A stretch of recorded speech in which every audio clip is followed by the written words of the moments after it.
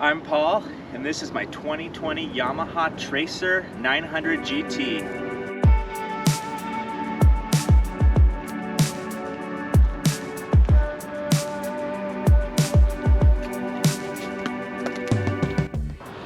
So this is a motorcycle I've owned since last year.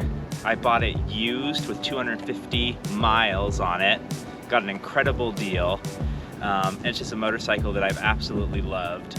In the last year, I've owned about 5 other motorcycles, just trying things out, seeing what I like. I've had everything from a BMW GS to a Triumph Bonneville, and this has still been my favorite bike by far. It is so much fun to ride. Let me show you around it. One of the first things I love about this motorcycle is just how comfortable it is. The seating position is perfect for me. I think if I were a little bit taller, it might not be. And I'm 6'1", weigh about 200 pounds. So it's, you know, really comfortable for long rides.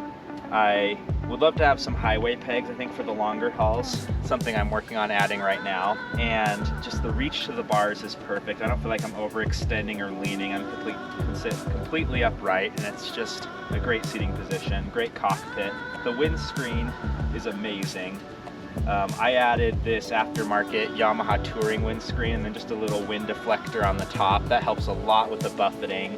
I mostly keep it in this lower position because I like to get a little bit of wind on my face, but it's been, you know, great for keeping me warm, keeping me out of the wind. On really windy days, it does the job. Then it has a nice little feature here where you can raise and lower the screen.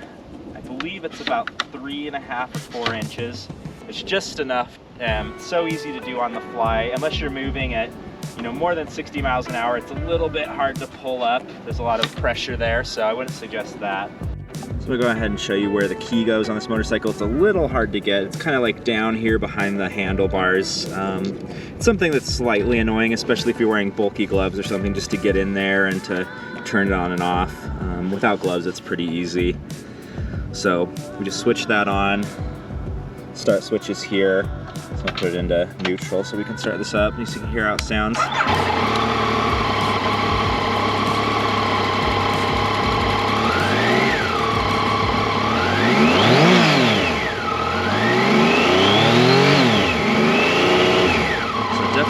Definitely has an amazing sound. I love the way this sounds. This is with the stock exhaust on it right now. I'm thinking of upgrading to the Acropovic exhaust, although it doesn't add much in performance. It maybe adds a couple of horsepower and sheds a few pounds, but I'll probably do a video on that soon. But just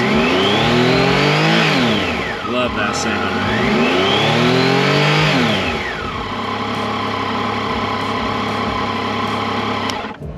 So here's a close-up of the dash. Everything I have going on here right now is, the mode is in standard. There's different modes that you can switch between, so let me do that real quick for you. So there's a standard mode, there's an A mode, and there's a B mode. The B mode's like a rain mode. The standard mode is kind of in between, and then A mode is what I call lunatic mode. It's pretty aggressive. The throttle's really punchy and jittery, so I don't typically stay in that mode. Typically just in standard. As far as traction control 1, traction control 2, and then I can turn traction control off. And all those are controlled over here. So there's the traction control settings, the mode settings back here. I typically keep it in traction control 1.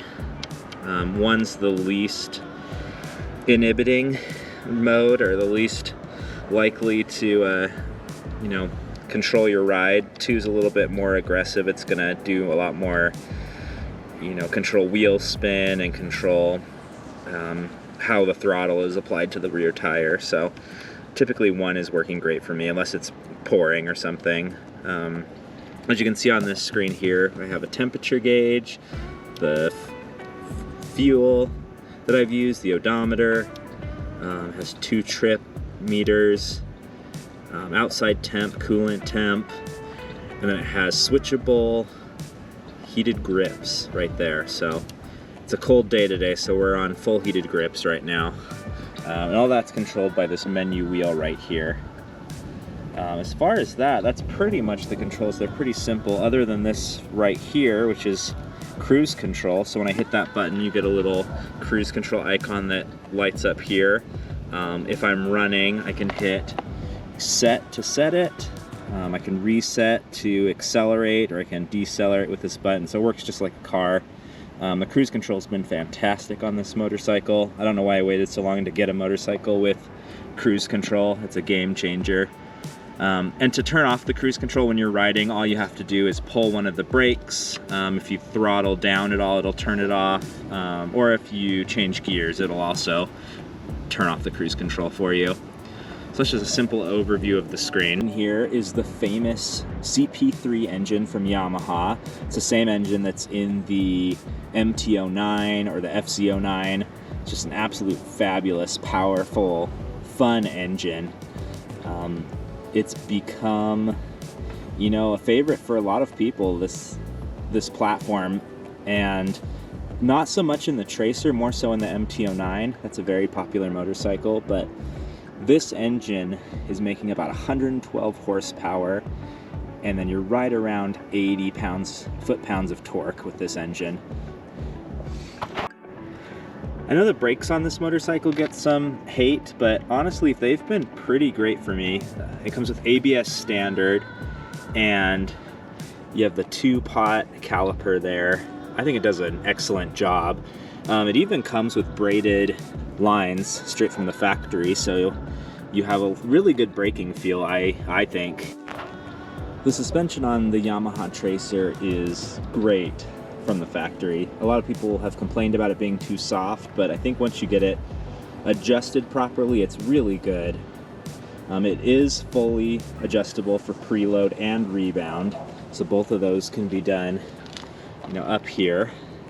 So I have it cranked in pretty good, so it's pretty firm with a, you know, pretty quick rebound right now, and it's worked great for me, everything I do. I don't take this racing or push it too hard, but it's been very responsive, and the front end feels really good on this motorcycle. So coming back here to look at the rear suspension, this is also fully adjustable for preload and rebound. So you have your preload adjuster there, and then your rebound here. I have both of them almost maxed out. The rebound and preload I back out just a little bit from the firmest setting just for comfort. I know this is a part that a lot of people switch out the shock and get something a little bit more high-end, and I've definitely thought about doing that. So the wheels for this tire are the Dunlop Sportmax D222. These are what they put on stock. Mine right now are getting pretty close to needing replacing. I think as far as quality tire, these are a pretty low quality, you know, option from stock. I know stock tires aren't typically that great, but these have been wearing pretty quickly, and I'll come around and show you the fronts as well.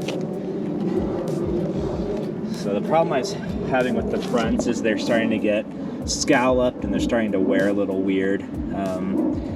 This happened after I adjusted my suspension the first time, and it should be balanced at this point, but I don't know if it's heavy braking or if it's the way I ride, but the tire's starting to fall apart. I think with a higher quality tire, like a Michelin Pilot Road 5 or Road 6, I think that wouldn't happen. I think that's the tire I'm gonna choose next for this motorcycle. One thing I absolutely love about this motorcycle is these stock panniers that it came with. They aren't the biggest, they're each 22 liters, but it's enough for me to go on, you know, weekend trips and take gear I need with me for long mountain rides. They've been great. So the way to open these, this is to lock and unlock, and then this just lifts up, and you can slide the box down. So in this box here, I keep, you know, rain gear. I have a little wipe for my helmet. On the other side, I can show you over there.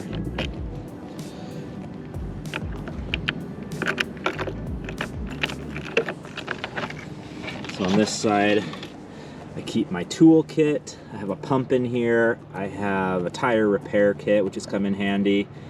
And I have a few tie downs if I want to just attach something to the back straps here.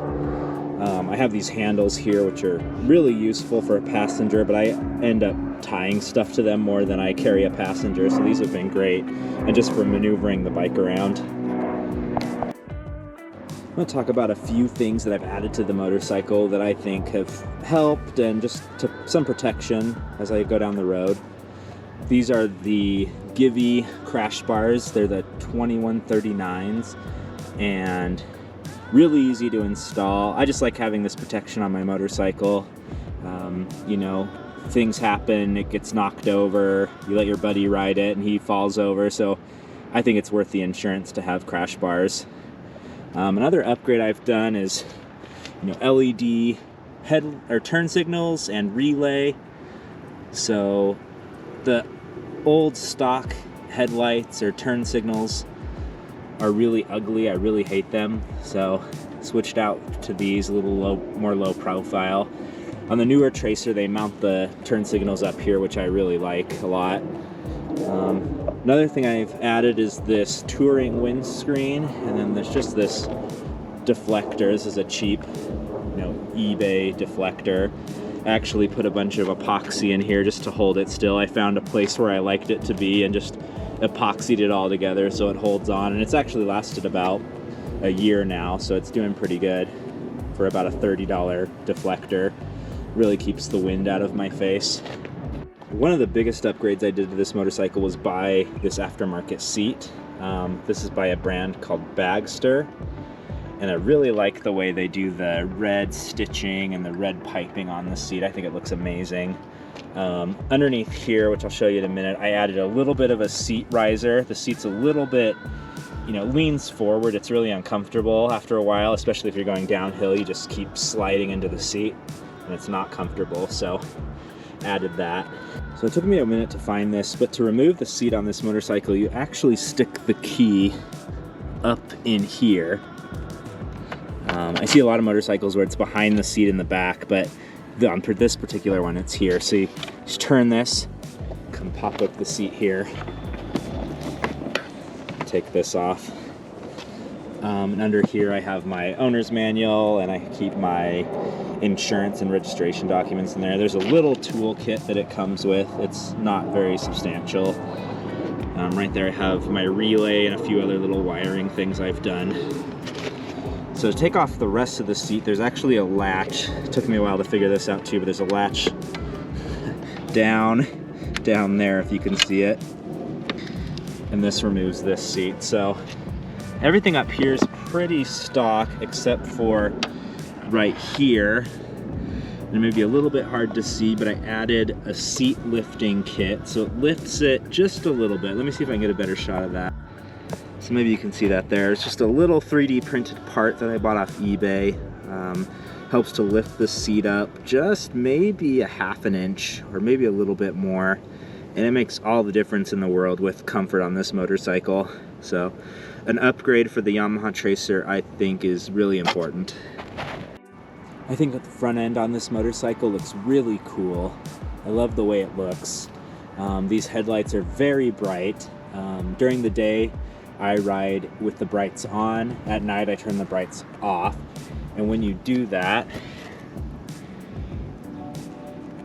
let's see if I can find the button.